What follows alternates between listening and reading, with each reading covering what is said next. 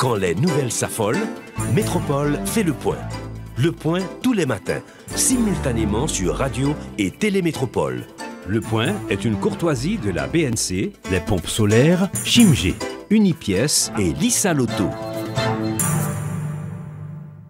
Madame, Monsieur, bonjour. Bienvenue à la rubrique Le Point de Radio et Télémétropole. Merci de votre fidélité, merci de l'intérêt.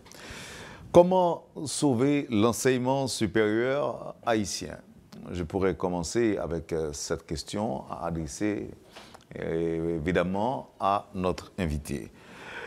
Le pays est pratiquement en danger. Les diplômes haïtiens sont indexés et rejetés sur le plan international. Au Canada, en France, on retourne les diplômes haïtiens et on demande à ce que ces diplômes-là soient entérinés et signés par le président de l'Agence nationale de l'enseignement supérieur et de la recherche scientifique.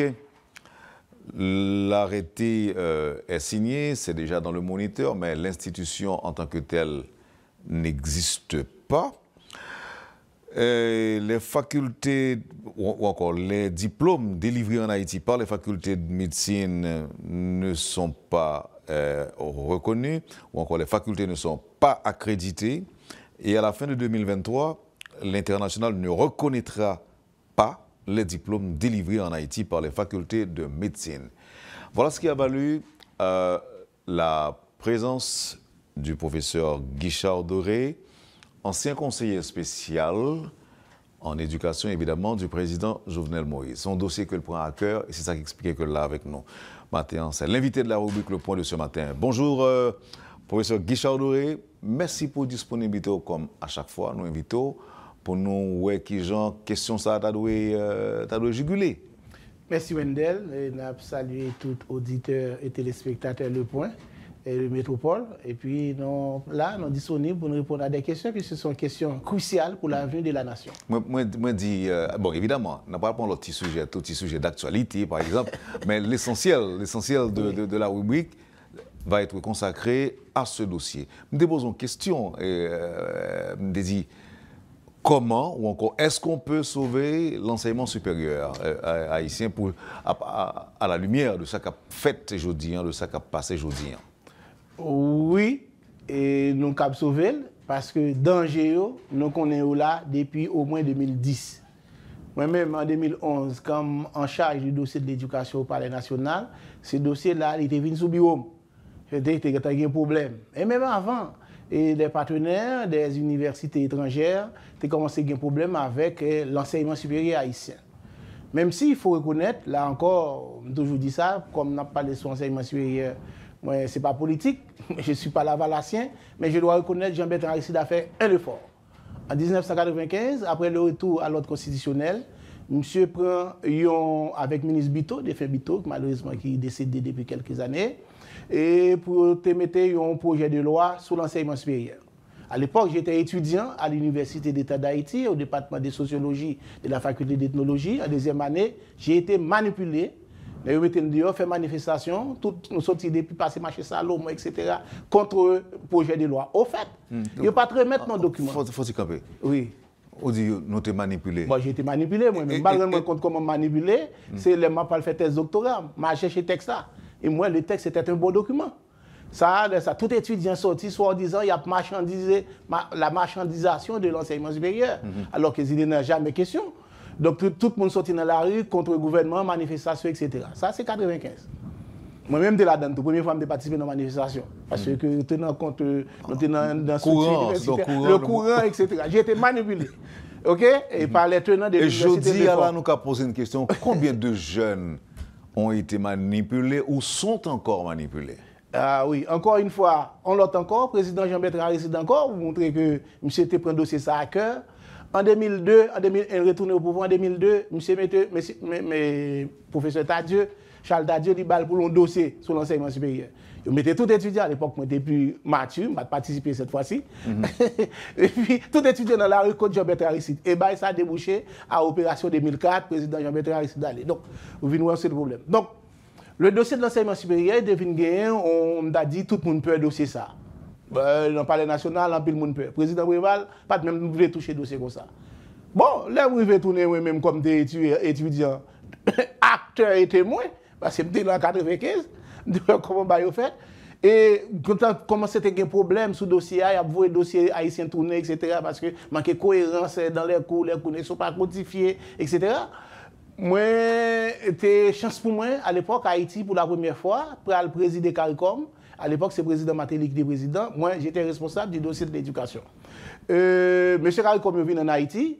Il y a un dossier qui dit que, bon, il y a un espace caribéen de l'enseignement supérieur, parce qu'aujourd'hui, pas seulement au Caraïbe, mais il y a un espace international de l'enseignement supérieur qui permet la circulation des élites, des diplômes, etc., parce que les grades sont codifiés à l'international. Donc, pour la zone, il faudrait qu'il y ait des normes.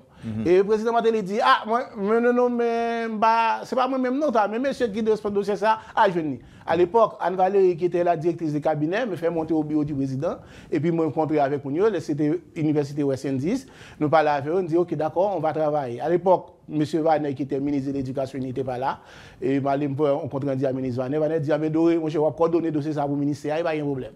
Moi, je fais appel avec des Haïtiens, des experts, des Jackie Lumac, des Jackie, et Kouedze Mathurin, Sego Jacob, Delima Pierre. Et puis par la suite, les dossiers ont avancé, pas de trop. M. Vanet a déposé, mais malheureusement, pas de temps arrivé. Et l'NSI Maniga a pas le changement de cabinet. Le ministre Maniga a repris le dossier. Le ministre Maniga a demandé encore pour bon coup de main sur le dossier ça, égal avec Fritz Orvilliers et puis d'autres universités encore, nous avancer. Entre le dossier, le ministre Maniga prend responsabilité liée avec demain, là, les fait une lettre, parce que la Constitution, entre-temps, lui a demandé, il a président possibilité pour le gouvernement de demander bénéfice de l'urgence pour un texte qui est en souffrance, qui a une urgence sur lui. Le ministre Maniga a écrit le Parlement pour demander le bénéfice de l'urgence pour les 3 textes sur l'enseignement supérieur. Le Parlement a accordé le bénéfice de l'urgence. Mais malheureusement, le Parlement a fini dans le mandat, la Chambre des députés a pas de recevoir le ministre parce qu'on a 3 ou 4 jours pour y aller.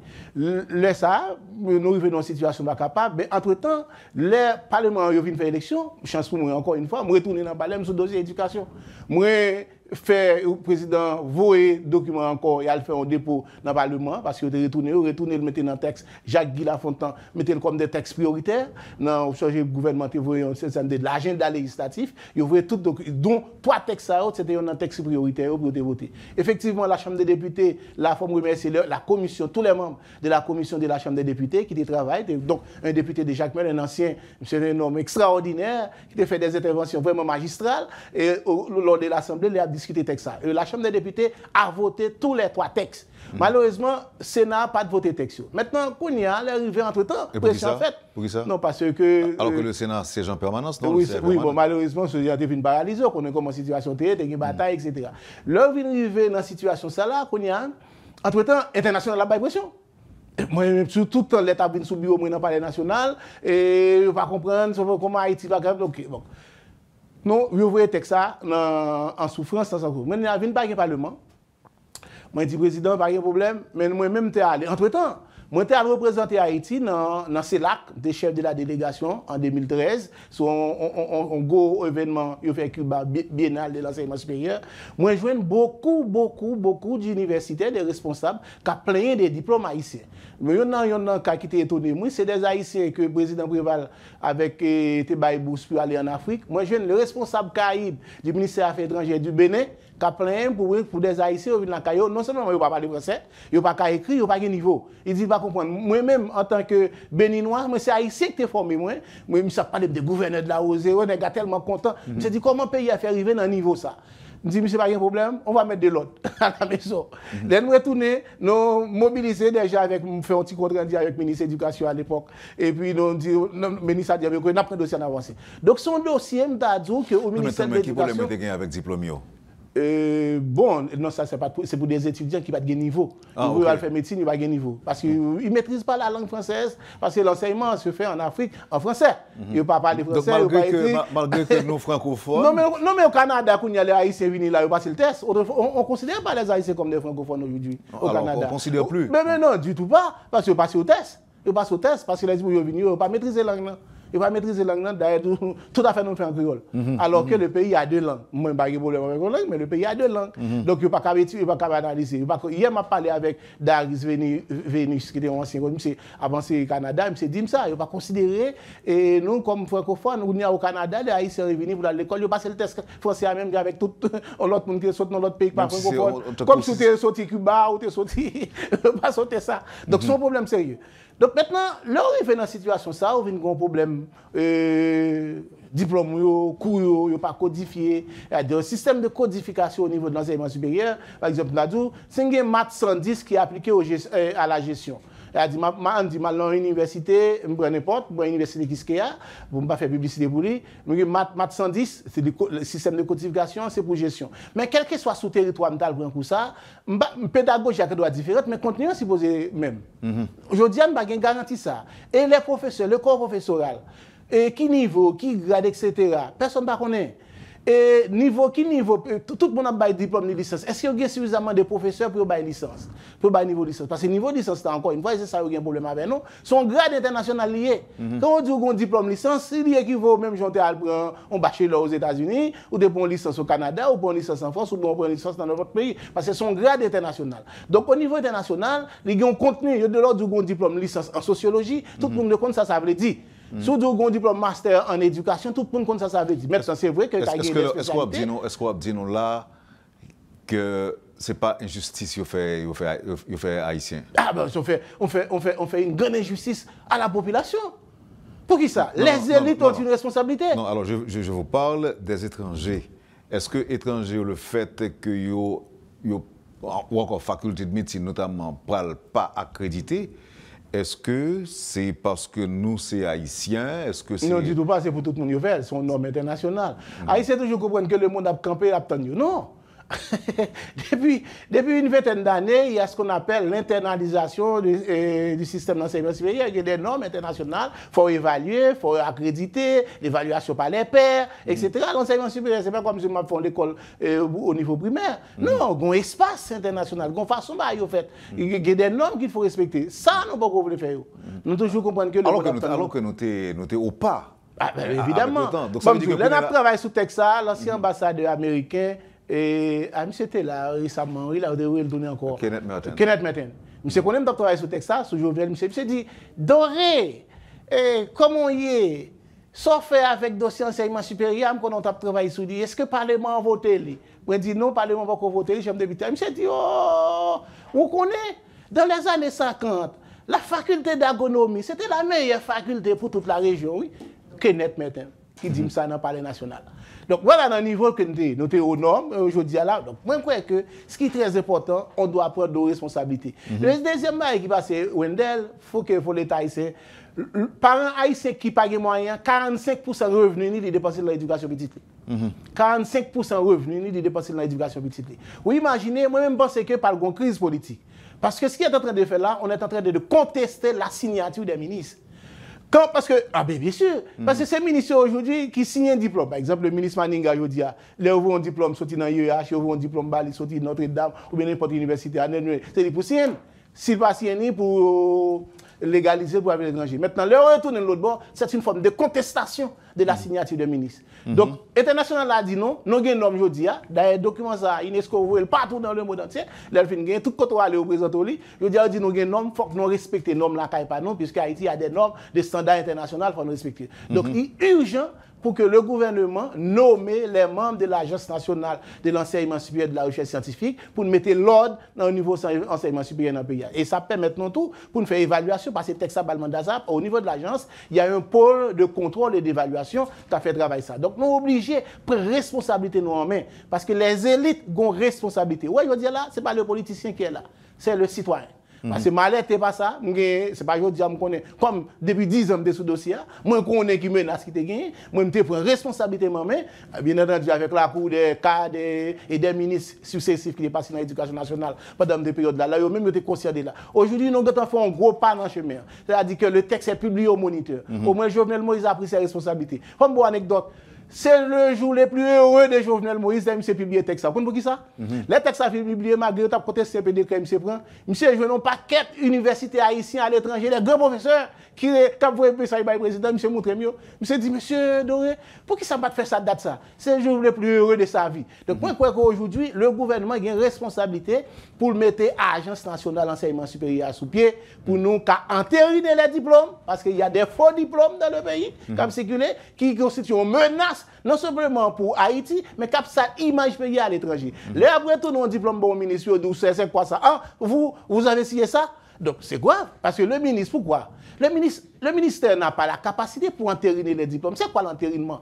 Le processus d'entérinement, c'est que le fait que tu m'as fait entrer dans la première année, tu m'as gagné ça en INE, identifiant national étudiant.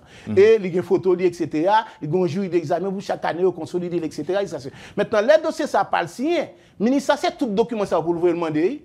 Mais généralement, ce n'est pas ça que fait. Ils ouvrent le dossier au ministère parce que ces dossiers-là n'existent pas. Donc, il y a des problèmes avant. Il y a des normes. Et puis, les cours ne sont pas codifiés. La cohérence des cours. Il faut qu'il y ait une cohérence entre objectifs, cours et finalité. Et puis, il y a l'insertion professionnelle, le taux de rendement interne de l'enseignement supérieur. Combien de gens qui sortent en génération d'âge? On dit 10 000 gens entrés dans la première année. Combien de diplômes après 4 ans? Le taux de rendement interne. Et maintenant, si on n'a pas par rapport à la cohérence par rapport au marché du travail, combien le taux, le devenu des étudiants, qu'est-ce qui nous a analysé ça? Quand il y a le travail, qui ça va faire diplôme pour nous évaluer? Donc, il y a tout problème ça va avant. Donc tous ces problèmes-là ont été évoqués depuis des années. Selon vous-même, résolution problème, non? Il passé uniquement par l'application du texte de Jovenel Moïse. Bon, pas texte de Jovenel Moïse, fait une texte. Non, non, mais quand même, c'est sous présidence. Son travail, c'est presque 10 ans, tout ministère, y compris, un parti dans le président Jean-Bertrand Aristide qui dans le texte 95, y compris dans le travail Charles Dadia. Dadia, son compilation qui tient compte de l'évolution de la science et de l'organisation de l'enseignement supérieur au cours de ces 25 dernières années. C'est l'aboutissement texte. Donc maintenant, moi, je crois qu'aujourd'hui, nous n'avons pas d'autre choix, il faut que nous appliquions texte pour nous sauver système. Parce que c'est ça de nous. Où est le écrit ministère là? Il dit c'est directeur agence pour contre-signer document. C'est ça, il dit dans la lecture. Et qui ça empêche de faire jusqu'à présent? Bon, moi je connais le ministère de l'Éducation nationale là travaille. Il y a un jeune dynamique qui est dans la tête d'ERS qui travaille sur ça, mais il revient au gouvernement, non même du gouvernement, le premier ministre Ariel Henry, qui doit nommer les 7 membres de l'Agence nationale d'enseignement supérieur pour mettre l'ordre dans le système. Parce qu'aujourd'hui, qu'est-ce qu'il y a? Bon, chiffre plus conservateur, un chiffre conservateur. Au moins, il y a 20 000 Haïtiens qui étudié en République dominicaine. Ça à peu près 220 millions de dollars chaque année pour la formation des élites en République dominicaine. Un pays qui paye l'argent. Et pour la République dominicaine, nous connaissons Haïtiens pas étudier partout, il y a le Canada, il y a en Europe, il y a dans d'autres pays. Donc, son fuite des devises qui fait dans le pays. Entre-temps, on contribue au développement des classes moyennes à travers l'enseignement, l'argent, les transferts d'argent pour la formation dans d'autres pays. Et pour nous, on n'a pas développer les classes moyennes là, pas nous. Au bon moment, je dis comme moi connais, avec le programme qui a fait là, tout le monde qui a parti. Au bon, les Haïti parlent, c'est important de parler pour les cadeaux. Ne pas n'importe quel. Si le système enseignement supérieur n'a pas fait rien là-dedans, on bon laisser cadeau pas n'importe pour faire développement la carrière. Déjà pour des filières critiques, il y a un problème par exemple bon. En médecine, pour la cardiologie, ou il y a 16 cardiologues pour tout le pays. Il y a 5 là-dedans qui partent, il reste 11 là, puis là-dedans pour la retraite quelques années. Ou un problème sérieux. Et c'est dans des filières, un paquet de filières critiques qu'on a un problème comme ça. Donc si nous va mettre l'ordre au niveau de l'enseignement supérieur, l'Agence nationale de l'enseignement supérieur. Mais moi, ce que OK, on va former pour Haïti seulement? Non, pas qu'à former les gens pour Haïti.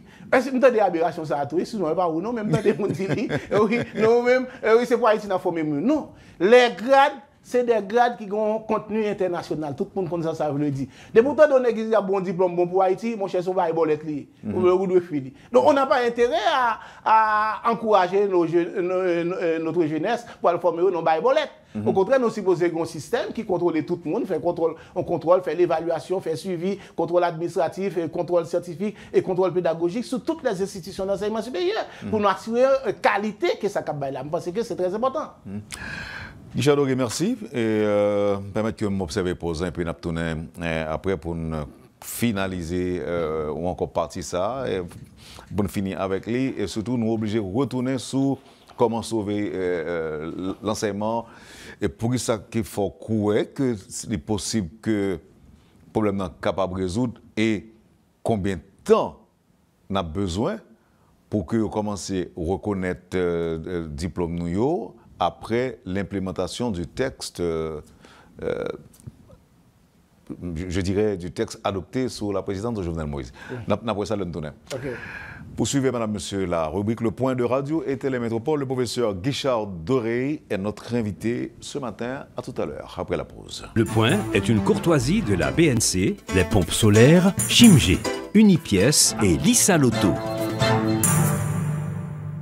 Merci, madame, monsieur, de l'intégrer et bienvenue à la deuxième partie de la rubrique Le Point de Radio et Télémétropole. Le professeur Guichard Doré est notre invité ce matin.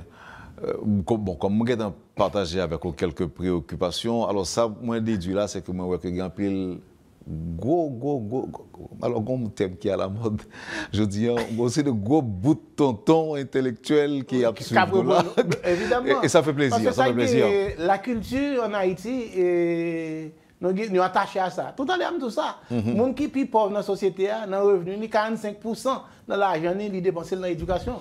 Yeah. Et il y a des Haïtiens, moi, connais, des familles que je connais, qui payent dans les universités américaines jusqu'à 60 à 70 000 $ américains l'an pour Timounio. Ça dit que le peuple a quoi dans l'éducation Timounio? Parce que son capital incorporé à la personne, elle courir avec. Contrairement, on achète ton caille, ou quitter lui, mais on courir avec connaissance. Donc, il y a quoi dans ça? C'est un capital mobile. Il y a quoi dans ça? Il y a quelques réactions et interactions. On va partager quelques avec vous. Et c'est des... bon, c'est presque la crème des crèmes, mon cap souvenir là qui interagit avec nous. Bon, partager un message à vous. Un auditeur qui dit que le problème que l'on a posé aujourd'hui là ne date pas d'aujourd'hui. C'est pour me laisser l'écrire. Je dis que le problème est ancien. Beaucoup d'Haïtiens qui étaient aux Zaïre avaient été renvoyés en 1969, 1970, après évaluation de leurs compétences pédagogiques. Dans les années 1990, des anciens de l'ENS avaient été rétrogradés de l'université Antilles-Guyane. Mais remarque, un auditeur fait pour me partager avec vous. Moi, pas dit que ça auditeur là pas bon parce que sous 100 on va trouver une quantité peut-être négligeable qui n'est pas satisfait. Et comme il dit, c'est évaluation pédagogique. Pas oublier qu'à l'époque, dans les années 60, grand pilar ici que parti. Et on ne doit pas être dans l'enseignement. Ce n'est pas parce qu'à l'université, on a bon enseignant. Ça m'a dit, d'ailleurs, le ministère de l'Éducation nationale fait élaborer un référentiel de compétences professionnelles, le métier d'enseignant. C'est un métier. Comment pour apprendre, comment pour faire, etc. Ce n'est pas parce qu'à l'université, on peut enseigner. Parce que la pédagogie, c'est une autre chose. On doit avoir un technicien très calé, mais on ne peut pas faire la transmission du savoir. Parce que ça demande toute une relation, le relationnel avec l'élève, avec l'étudiant. Il y a des gens qui n'ont pas ça. Ça n'a pas étonné pour ça. Alors, pas tout remarqué après, mais non. Mais on connaît que de toute façon, il y a la sens unique. Bon, oui, c'est clair. C'est clair. Mais ça, on l'a dit, et voyez bien moins. Avec beaucoup d'assurance, M. Doré fait une falsification de l'histoire. En 2002, le président Aristide a commis une violation de la Constitution en révoquant le recteur élu Pierre Paquillot et en nommant M. Tardieu à la tête du rectorat. Professeurs et étudiants n'ont pas accepté cette violation. C'est ce que M. Doré appelle manipulation? Non, c'est pas ça. On ne va pas parler de période 2002. Attends, pas ça. Il n'y avait aucun projet de réforme académique du pouvoir d'alors. D'ailleurs, si c'était le cas, il l'aurait mis sur la table pour en discuter avec les autorités du rectorat. Il s'agissait pour le pouvoir Lavalas de contrôler l'espace universitaire pour des raisons purement politiciennes. Donc, vous n'avez pas dit non plus que vous avez été manipulé par des politiciens. Non, du tout pas. Alors, on a parlé de deux périodes de la question universitaire sur la gouvernance Lavalas. Il y a 1995, il y a 2002. 2002, j'ai une maturité, je ne vais pas laisser m'entrer dans la RAISA, je ne vais pas manipuler. Même en 1995, j'ai été manipulé. Et moi, je connais, dans la deuxième année en sociologie, j'ai convoqué les autorités du rectorat pour venir discuter. Ils ont boycotté.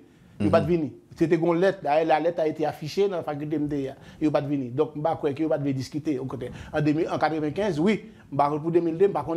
Et je ne vais pas aller dans ça parce que je ne vais pas participer là-dedans, parce que je pense que jusqu'à présent, nous avons une disposition transitoire chez M. Alexis qui c'est seulement pour l'IH. Aujourd'hui, on doit créer un espace national de l'enseignement supérieur. Donc pour passer pas seulement l'IH, qui existait comme université. La majorité étudiants, ce n'est pas dans l'IH, c'est dans les institutions privées. Oui. Donc il faut que l'État, en tant qu'autorité, organe de régulation.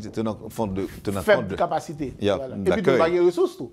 Parce qu'aujourd'hui, ça gagne à Wendell. Mais on a toujours mettre l'accent sur l'État, c'est-à-dire le pourcentage du budget de la nation alloué à l'éducation. Mais quand on peut regarder le coût de l'éducation, c'est en pourcentage de PIB pour calculer. Et une bonne partie de l'argent, ça, c'est les familles qui prennent ça en charge. Notamment, donc, on va prendre infime ça l'État là. Et même là encore, le taux de rendement, ne serait-ce que pour l'IH, il n'est pas au rendez-vous. Par exemple, moi-même, sur Matéli, nous avons fait une bataille pour nous augmenter le budget de l'Université d'État d'Haïti de 120%. Il passe de 600 millions de gouttes à plus de 1 milliard 200 000 gouttes. Mais le taux de rendement, combien de diplômes est sorti avec l'agence par année? Le taux de rendement interne. Si l'IH prend 10 000 étudiants, combien de diplômes qui gagnent sous cohorte ça? Donc il y a un problème de taux de rendement interne. Parce que c'est tout ça, oui, dans l'évaluation. Il faut regarder la cohérence de tout ça. Donc aujourd'hui, quand on voulait gagner un système d'enseignement supérieur, faudrait-il que nous connaissions, professeur, qualité, qui niveau, qui compétence à penser. Deuxièmement, la gouvernance du système, comment on a géré, c'est citoyen transparent pour tout le monde, et comment tout on a fait la circulation, la validation des compétences, etc. Tout ça, c'est travail agence là. Donc on doit mettre en place l'agence pour sauver là. Sinon, on continue à contester la signature, parce que c'est la dimension politique de la question. On est en train de contester la signature des ministres haïtiens à l'étranger. En tout cas, je n'ai pas l'impression qu'il y a un problème avec l'approche ça, non? C'est une parenthèse historique, là, semble que... non, mais donc, d'accord, parenthèse, il n'y a même pas parlé pour 2002, mais parlé pour 1995. Pour 1995, le gouvernement a invité l'université dans une rencontre. Et l'université a boycotté la rencontre. Maintenant, on conclut. Je dis qu'il y a une urgence. Oui. Il y a une urgence pour faire qui ça? Pour appliquer le texte là? Il faut appliquer le texte. Parce que Haïti, à travers ces 3 textes-là, ou entrer dans la norme internationale. Mais à quel point vous pensez que l'application du texte va effectivement contribuer à résoudre le problème? Déjà, le fait qu'il commence pour stopper les dénigrements ou les diplômes, c'est déjà. Maintenant, on ne va plus contester la signature du ministre.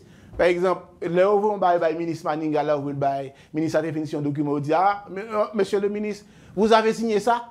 Donc, c'est une forme de contestation de la signature du ministre. Et le ministre n'a pas le choix. Parce que un texte, pour mettre en application, il faut mettre. Une fois qu'on met l'agence là, le directeur de l'agence, il va faire tout le travail de contrôle, de contrôle d'évaluation, et pour accréditer l'offre de formation. Et jean nous là, je dis, là, bon diplôme, on a un contrat tous les 4 ans, tous les 3 ans, ça dépend, ça l'agence a décidé, pour évaluer le programme. On doit évaluer l'offre de formation. Il y a de regarder la pertinence de l'offre de formation qu'on a là. Tout ça, c'est très important. Donc, le ministère de l'Éducation nationale n'a pas la capacité pour faire ça. Maintenant, ça me donne pour connaître, après que le programme est lancé, ou bien l'implémentation du texte lancé, on a besoin de combien de temps maintenant pour l'international commencer à réagir favorablement vis-à-vis... L'international était demandeur. Là, nous commençons par là, on était prêts, y compris les universités canadiennes, étaient prêts pour venir aider.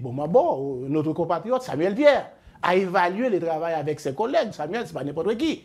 C'est un grand scientifique haïtien. Oui. Samuel, le document pour aller dans le Parlement, moi personnellement, je voulais le dire Samuel, parce qu'il y a un document avec un ami commun, je voulais le dire Samuel prend avec toute l'équipe, il a évalué le document pour les corrections qu'il faut. Il a dit, nous avons un texte qui respecte les normes internationales.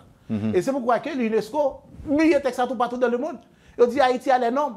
Donc aujourd'hui, Haïti est supposé respecter, nous ne pouvons pas prêter dans les 60, pas même 60. Modèle d'organisation d'enseignement supérieur, c'est des années 1900, oui. Oui, de balkanisation d'un espace, on doit avoir un espace harmonisé, évalué, contrôlé et normalement pour permettre la circulation et nos espaces transcaribéens. Parce qu'aujourd'hui, qu'est-ce qu'il y a à Wendell? Là, on est, par exemple, en West Indies, il y a un prix Nobel d'économie déjà, dans la zone. Haïti, nous avons gagné une université avant Mounsa longtemps. Depuis le 19e siècle, nous avons gagné une université, nous avons gagné autrement institution d'enseignement supérieur.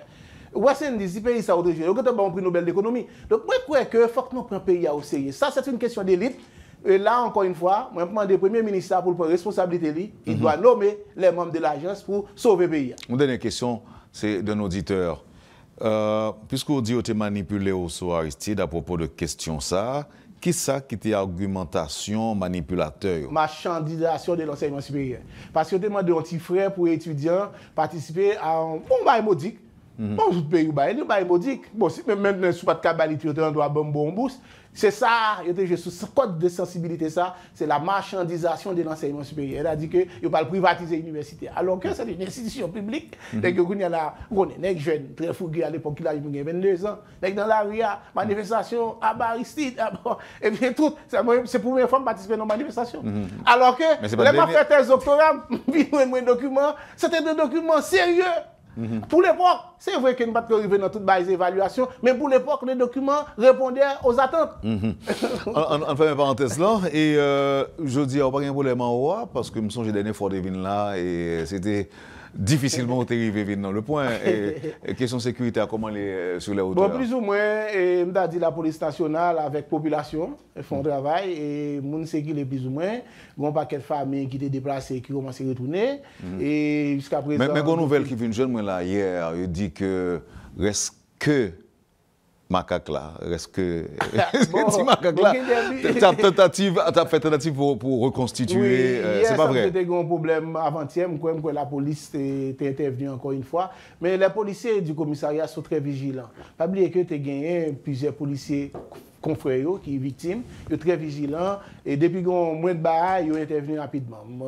M'observe ça de la part, et bon, on a dit surtout Pétionville là, et les nouveaux responsables du commissariat de Pétionville, y compris dans le sous-commissariat. Donc moi, j'ai constaté comment c'est gagné en prise en main, on souhaite que pour ça continuer, parce qu'on a besoin, on retourne à la normalité dans le pays pour nous circuler, et là, je viens là, je viens de blocus. Première fois, je viens de blocus. Elle a dit comment c'est une circulation. Même on dit qu'il y a moins de cas de kidnapping depuis le 24 avril dernier.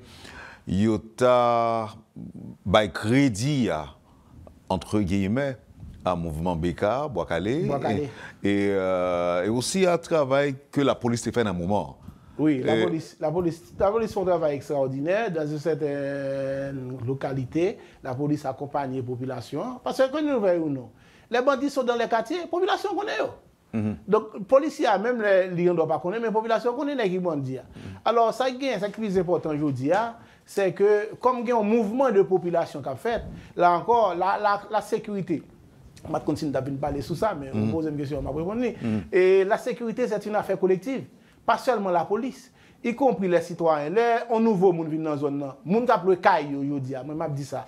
Il faut qu'ils rapportent les gens qui ont loué caillou à la mairie. Dans la loi, la caillou fait une obligation ça. Donc pour permettre qu'au moins ce nouveau monde vienne plus au connaître. Oui, mais nous ne pouvons pas arriver. En fait, nous ne pouvons pas arriver là parce que nous sommes tellement informels. Mais la loi fait obligation ça. Ah, la loi est Wendel, le pays a fait 2 ans là sans se fermer.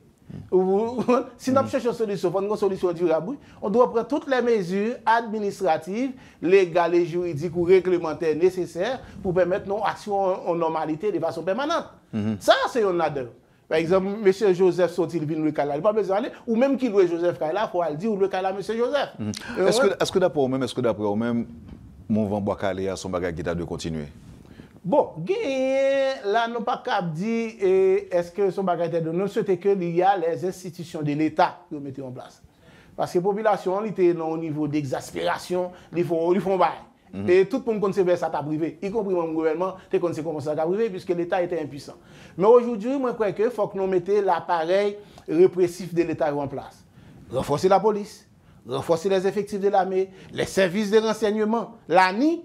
Il faut nommer, c'est bon, je me dis en tête même pour l'année, non, mais c'est l'île là en attendant. Si on peut avec eux, changer mais il faut que nous ayons un service central de renseignement pour qu'on sache qui est qui fait quoi sur le territoire national. Donc ça permet de nous un véritable contrôle, etc. Parce qu'une fine, ça nous besoin de la sécurité. Pendant parler de l'année, Guichard Doré, quand l'argent est toujours là pour renseignement, côté de l'argent ça? Bon, son l'argent balkanisé un peu partout, tu as un petit compras, bon, par contre, c'est toujours à l'en palais toujours, tu as un grab d'ail à l'en palais, un grab d'ail à dans primature, un grab d'ail à Oui, mais pour quel résultat? Non, mais on ne voit pas de résultat. Et c'est pourquoi que Jovenel Moïse était conscient de ça. D'ailleurs, il a dit ça dans un discours, pendant tout le temps de là, il a un rapport de service de renseignement en tant que président de la République. Tu sais comment ça se fait?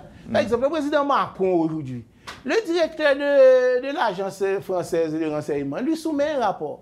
Tout comme pour le président américain. Le président de CIA soumet un rapport tous les matins pour dire comment la République est réveillée. Donc, quand le président n'a pas ça, ben, qu'on a mal par les informations, c'est pas un tripotage, non? Des informations stratégiques. Mais est-ce qu'on pensait que proche des présidents de la République a pas intéressé à produire un rapport ça? Quand il y a des gens qui comptent domaine question sécurité, question intelligence et renseignement, tout qui dit que insécurité a même lui sorti dans le palais, dans l'environnement président. Parce que arrêté Mounio.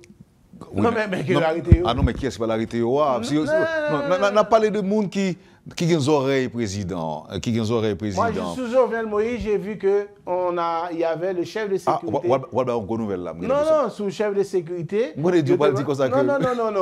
Non, mais il est là. Et il a dit que monsieur dans Bagaïzam, etc. Et le président a eu autorisation pour faire parler devant la justice, et monsieur par raison, il est arrivé dans Saint-Marc, en appel, il a libéré le patin. Donc, je ne sais pas que c'était un proche président qui lui a toléré. Si son agent sécurité, c'est pas n'importe qui. C'est quelqu'un qui était là dans sa campagne, et quelqu'un aussi. Quand monsieur est dans une situation difficile, 7 juillet, c'est le premier monde qui est arrivé sous lui. C'est quelqu'un honnête, sérieux. Donc le président n'a pas joué avec ça. Donc je ne crois que c'est une mais quand le bagage dit encore, il dit que le palais, bon, par contre, là, c'est un cas pareil de même pour la primature, mais il dit que le palais, en quelque sorte, pas nécessairement le président, mais la présidence, en quelque sorte, alimentait les gangs. Dans la mesure où un proche président qui apparaît dans les oreilles, il a des manifestations Grand Ravine, manifestations de tel côté, route bloquée. Et puis, quand qui apparaît dans les oreilles président, il dit faites débloquer un petit cop, mal résoudre le problème. Et puis, effectivement, le président dit on pense au capable, il y a un cop là, et puis. Ça, c'est les ondits. C'est les ondits. C'est les ondits. Bon, pour moi-même, je ne suis pas trop au courant de ça. Attendez, il a dit ça. C'est tout le monde qui a dit bon, on laisse ça passer. On qui dit. Là, ça ne va même pas machine parler. Mais tout le monde qui connaît, je ne vais pas l'État pas intéressé personnellement.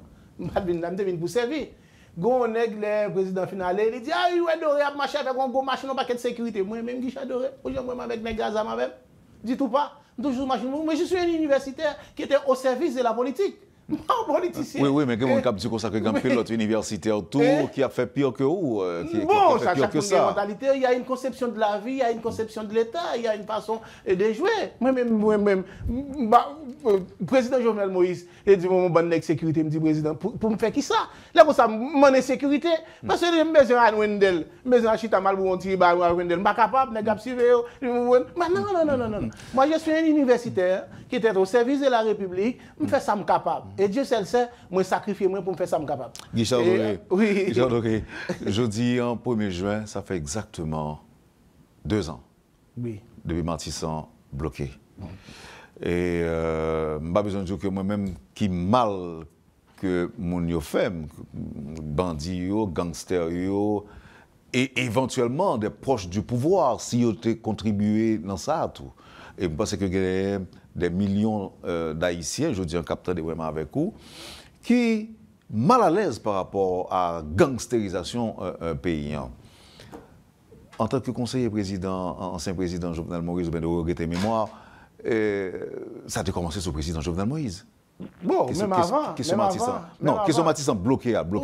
Oui. Depuis 2000, M. le Président fait un discours en 2017. Effectivement, il dit la rentrée sud de Port-au-Prince, il faut directeur police prendre des dispositions pour permettre de circuler là-dedans. Mais il faut me dire tout est haut et bas. Il n'est pas bloqué net. Nous est toujours passé, mais avec risque et péril. Il est toujours un grand ravine. Mais il faut me dire grand ravine, ce n'est pas aujourd'hui, non? Pas oublier, moi-même, je suis dans Maninga. Grand ravine, il y a toujours un problème. Il n'est pas de niveau ça. Depuis autour des années 1994, après le retour à l'ordre constitutionnel, moi-même, mon père a construit un caille. Ils sont venus pendant, ils pas couler béton, mais ils sont venus camper béton pour le bruit. Attention, ça ne date pas d'aujourd'hui. Donc depuis l'éclatement de l'armée, on a perdu le contrôle du territoire. Donc, ça m'a bon là, c'est pas après le retour de Jean-Bertrand Aristide, nous avons bloqué le monde pour bailler comme. D'ailleurs, un groupe n'a venu avec gros ponts, etc. C'est vrai, pas de des armes sophistiquées dans mais on a des en bas chez Museo, qui ont bonne pression. Donc, ça ne date pas d'aujourd'hui. Donc, c'est que avec l'éclatement de l'armée, et puis tout, les familles, on est comme bailler là, l'immigration aidant, puis le ferme éclaté, etc. Timounio pour continuer, etc. Elle a dit que, et puis tout, autrefois, on a eu dans les quartiers, moi-même dans un côté, dans Maninga, nous avons un monsieur là, c'était une notabilité. Depuis un petit monde pas à l'école, il faut venir au côté, pas besoin de petit, non? Et après, 10 euros dans la mais je vous dis tout ça, c'était des moyens nous avons gagné pour faire des contrôles sociaux, des régulations, des médiations sociales dans la société en perdu. Donc c'est pourquoi aujourd'hui, on a une masse de gens agressifs et de plus en plus affamés qui a fait pression sur l'État, sur les infrastructures publiques. Et à ce moment-là, l'État lui-même, en tout temps, l'État affaibli. Donc ça, moi, c'est qu'il faut que nous fassions des choses sérieux pour nous comprendre comment résoudre ça. Qu'est-ce que vous pensez que tu as fait? Je vais formuler les questions de l'autre gens. Si vous êtes conseiller Ariel Henry, je dis, qu'est-ce que tu as suggéré pour le faire par rapport à gens qui ne sont pas capables d'aller dans le Grand Nord et gens qui ne sont pas capables d'aller dans le Grand Sud? Qu'est-ce que tu as dit pour le faire? Il faut créer des unités spécialisées dans la police. Qui l'a déjà? Avec l'armée. Qui gagne non, déjà? Mais avec l'armée. Non, mais gagne déjà? Ah ben bon, ok, d'accord. Nous avons SWAT, nous avons SWAT. Moi, il y a dans la police qui dit les premiers ministres au Cap là l'autre jour, s'il dépasse par route noire, il t'a mis plus moyens et puis il t'a pour retenir. Voilà, le premier ministre a choisi de passer par la voie aérienne. Comment on dit là? Si c'était passé par la route, et de passer par Canary normalement dans la route non là, les policiers ont tout arrêté parce que tu as des moyens tout mobiliser, tout arrêté dans la zone. Comme lui, il a choisi la voie aérienne. Donc, et puis, ça te bat, il y a deux chars à la police qui brûlent, même un policier qui est victime. Donc, voilà. Donc, moi, je crois que c'est une question de stratégie. Écoutez, avec la population commence à aider la police. Moi, je crois que si le gouvernement, le gouvernement revendique rien tout, il faut nous reconnaître ça tout. J'ai jamais lu un communiqué, en tout cas, moi, je me souviens pas le temps, mais j'ai entendu un communiqué au gouvernement qui dit rien sur Bois-Calais. C'est silence radio. Donc, par contre, si on est d'accord, si on n'est pas d'accord. Non, silence radio. Silence radio. Donc, ok, bon, je comprends que pour des questions de commodité internationale, je vais comprendre. Je fais de la politique aussi. Je comprends ça. Mais, d'autres fois, moi, c'est que un moyen pour nous remettre en place les appareils répressifs de l'État, pour l'État reprendre le contrôle du territoire. Guichard Honoré, déploiement d'un support technique. C'est ça, je dis que le Conseil des ministres a demandé pour le ministre pour demander là-bas. Pour le ministre, on dit qu'il n'y a pas de jambes, le gouvernement n'a pas de jambes demandé intervention pour venir aider le combat de gang. Qui sont qu'on est en même? Non, mais ça me connaît qu'il y avait une demande express du gouvernement auprès du Conseil de sécurité des Nations Unies pour demander une intervention robuste. Ça robuste, me dit. Ah, non, mais ça veut moi, me dit, c'est compliqué. On avec toute batterie comme l'armée, etc., matériel pour venir graser les gangs à Port-au-Prince. C'était ça. Mais on dit pas de jambes, dit bagaille comme ça. Non, mais sont euphémistes. Parce que, ouais, on va venir, et puis le mouvement Bois-Calais a commencé à, et le monde commence à circuler dans Port-au-Prince. Le Premier ministre a dit, même pas c'est que. Est-ce que ça veut dire, le Premier ministre, pas d'accord que le monde commence à circuler? Non, je ne pas dire ça. Au contraire, il a bénéficié du mouvement de Bois-Calais. Il est un bénéficiaire net du mouvement Bois-Calais sur le plan politique. Pas un bénéficiaire bruit. C'est ça. Donc il a bénéficié de ça parce que puis il fait des déclarations. Mais si pas de mouvement Bois-Calais, c'est pas de faire déclaration ça, non? Oh, ok. Ah non, du tout pas. Donc c'est cet effort. Mais ça ne va pas dire que le monde est pour le continuer. Non, il n'y a pas dit rien. On ne sait pas la position du gouvernement sur le BK. Est-ce qu'on connaît nous-mêmes? Un silence radio.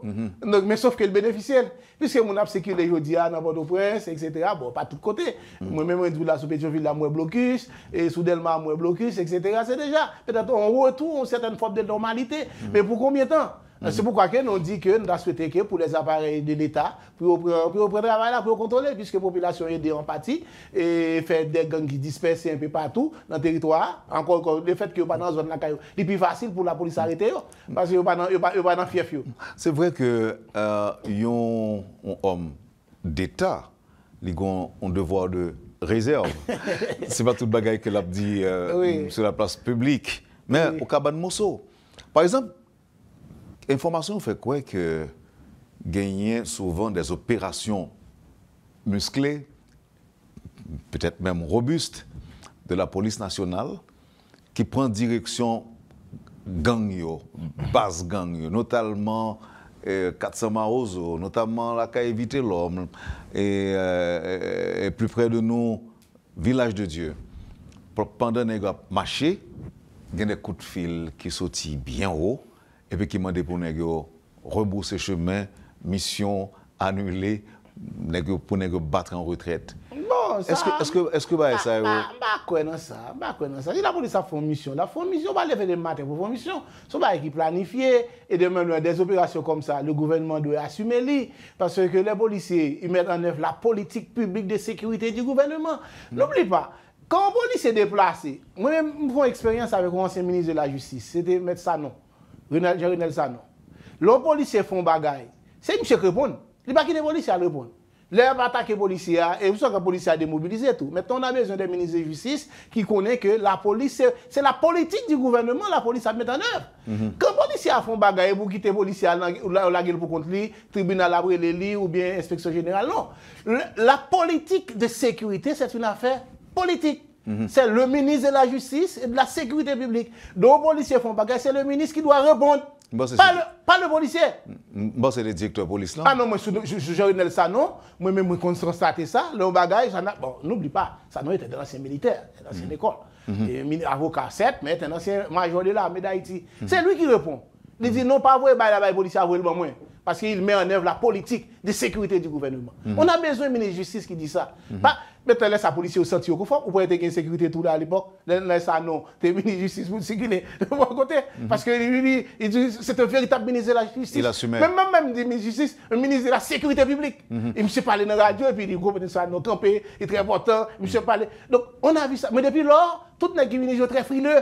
N'importe organisation doit assumer font notre nègre la courir. Donc maintenant, il faut qu'on prenne des responsabilités parce que nègre doit assumer la fait travail par lui, la sécurité, moi toujours dis ça, les libertés et la sécurité. Deux choses ça, il faut juste milieu là-dedans. Là, nous avons liberté à plus. Bagage de sécurité ne va pas marcher. C'est dans ça que je dis là. Donc il faut jouer un juste milieu entre la sécurité et la liberté. Quelle explication bail au fait que criminalité a augmenté dans niveau ça et elle durait autant depuis 2 ans? Parce que le ministère de la Justice ne fait pas son travail de politique de sécurité. Est-ce qu'aujourd'hui, alors, non, mais pour ça, on mettait seulement sous dos ministère de la Justice? Mais c'est le ministère de la Sécurité publique. C'est vrai, on a un problème de sécurité nationale, mais dans un premier temps, le problème est avant tout le problème de circulation des citoyens, etc. C'est un problème de sécurité publique. Les gens viennent casser caillou, ou bien ils viennent incendier, c'est un problème de sécurité publique. Donc, où est le document politique de sécurité? Est-ce que nous est ça ou même? Non, mais est-ce que sous Jovenel Teguen? Jovenel demandé comment c'est travail sous Bayo, et puis il a couru derrière lui, il a venu avec Annie, le président a demandé de travailler sur ça. Mais le président vient assassiner. C'est vrai, peu tardivement. Il n'est jamais trop tard pour bien faire. Donc, il a commencé, et puis il va continuer. Mais aujourd'hui, je me sens que j'ai gagné un responsable canadien qui est de passage. Il a demandé le plan de sécurité pays, il n'y a personne qui va est-ce que c'est parce qu'ils sont étrangers ou pas de balil ou bien document pas là? Mais je suis sûr que le document pas là. Parce qu'un document comme ça, il faudrait qu'il est visible. Ce n'est pas stratégie au jour pas chaque semaine. C'est les Canadiens qui disent que le qui plan nous gagne. Nous pas gagner. Mais je dis là, après BK, si BK a affaibli, le gouvernement bénéficie de BK là, même elle va dire ça. Parce qu'il permet de respirer. Mais si BK continue, vous pensez à gagner l'élection? Tout de suite? Bon, c'est la stratégie du gouvernement de camper sous BK pour faire l'élection. Ouais. Je pense que c'est ça. Puisque si l'international n'est pas venu, donc le gouvernement mettait beaucoup d'accent sur BK. Donc une pérennisation du BK dans les temps pour permettre l'élection. C'est le moyen probablement qui permet de faire l'élection. Si BK a campé, c'est pourquoi que le gouvernement n'a rien dit sur le BK. Comme si nous étions flou. Mais seul moyen qui permet de respirer là, aujourd'hui, sur le plan politique, c'est le BK. Ça permet des circulations un peu partout, même si il y a certaines zones où nous ne sommes pas capables. Nous avons des problèmes qui sont du côté de la Tibonite, et où il dans le sud là qui est sécurisé avec le commissaire Muscadet. Et dans le nord, là, on est venu, on l'a négocié, on prend. Mais le gouvernement, il n'est pas fait stratégie, mais il exploite politiquement. Il ne va dire rien. Il fait silence radio. Donc, pour moi-même, c'est la seule stratégie viable. Mais le fait que l'a exploité, est-ce que ça veut dire que les bons pour lui? Certainement bon pour lui. Il est très bon pour lui. Au contraire, il est le bénéficiaire né du mouvement. C'est le bénéficiaire né. Si pas de BK, même Premier ministre Ariel, même au Cap, il ne va pas aller, non.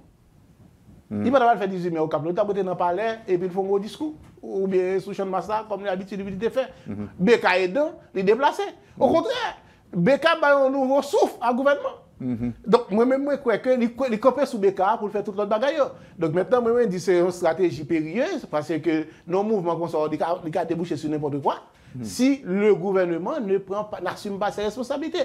Sa responsabilité, c'est quoi? C'est prendre toutes les dispositions nécessaires pour renforcer l'appareil sécurité pays, le service de renseignement, la police à moyens, et puis désaffecter des fonds dans des ministères inutiles pour veiller sur les moyens de sécurité. C'est ça le besoin du pays d'aujourd'hui. Pas oublier déclaration pour le ministre, la dernière déclaration, il faite en plein mouvement BK. Et Bois-Calais. Justement, c'est parce que Bécal fait déclaration ça. Il dit pas besoin. Bien sûr, ou pas ça avant. Puis souvent, vous voyez le Premier ministre Affaires étrangères allemand, qu'on y a les dire parce qu'il y a Bécal. Bécal son stratégie. Ou pas dire qu'il fait, mais bénéficier. Vous avez une politique où il y a des. Donc, est-ce que ça veut dire vraiment que nous n'avons pas besoin d'intervention? Bon, le gouvernement, dans sa lecture, il pense que si Bécal continue, permettre que la porter la paix. Entre guillemets, social et probablement sécurité dans le pays et puis la permettre de faire élection. Moi, c'est que, parce que pas une autre stratégie, est-ce qu'on a une stratégie alternative? D'ailleurs, cette stratégie gouvernementale gagnée, il était campé sur l'international. Les BK avancent sérieusement, il dit bon, nous même nous pas demander l'intervention, alors qu'il a demandé l'intervention. Donc c'est parce que BK, son mouvement, que l'a exploité politiquement. N'oublie pas, Ariel, sur le plan politique, c'est le fils aîné de René Préval. Donc quand on va là comme ça, il ne peut pas dire, mais l'a exploité. Avec la seule différence, René Préval te dit, soit nous déposer les armes, ou bien nous mourir. Mais il a dit aussi, sauf que probablement, il n'y a pas de moyen pour le faire, mais le groupe BK arrive, maintenant il a exploité politiquement. Bon, donc, ok, d'accord. Comme journaliste, vous voyez, dans la salle de rédaction, moi, des journalistes, dans le gouvernement, ça vous pensez des BK. Ouais, si après, tout est capable. Je dis là. Oui, tout est capable. Et par contre, si vous dites d'accord, ni si vous ne pas d'accord. Merci beaucoup, Guichard Doré. C'était un plaisir de recevoir ce matin pour nous faire un petit échange ça, dans Le Point. Et nous toujours continuer à parler, nous avons été en contact. Merci beaucoup à tous les auditeurs et téléspectateurs de Métropole qui ont écouté. Vous avez suivi, madame, monsieur, la rubrique Le Point de Radio et Télémétropole. Le professeur Guichard Doré était notre invité ce matin. Merci de nous avoir acceptés chez vous. Passez une bonne journée avec Métropole et à demain. Quand les nouvelles s'affolent, Métropole fait le point. Le point tous les matins, simultanément sur Radio et Télémétropole. Le Point est une courtoisie de la BNC, les pompes solaires Chimgé, Unipièce et Lissa Loto.